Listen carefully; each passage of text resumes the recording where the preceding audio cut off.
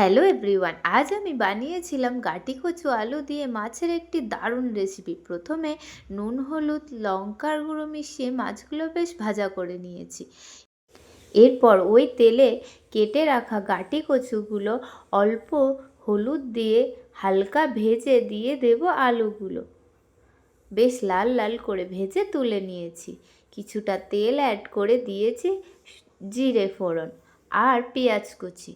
কিছুক্ষণ ভেজে দিয়ে দেব আদা রসুন পেস্ট। আবারও কিছুক্ষণ নেড়ে দিয়ে দেব কেটে রাখা টমেটো।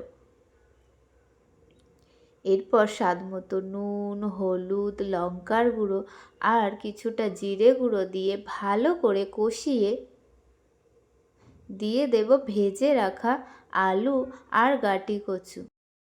আবারও কিছুক্ষণ কষিয়ে নেব। এরপর পরিমাণ মতো জল দিয়ে দেব কয়েকটা চেরা কাঁচা লঙ্কা। এবার ঢাকা দিয়ে দেব। ঢাকনা খুলে ফুটে গেলে ভেজে রাখা মাছগুলো একে একে দিয়ে দেব। এরপর গাটি কচু সেদ্ধ হয়ে গেলে দেব কিছুটা ধনেপাতা কুচি। আবারও কিছুক্ষণ ফুটিয়ে নামিয়ে নেব। সো রেডি, গরম গরম ভাত সাথে বেগুন ভাজা জমে যাবে কিন্তু।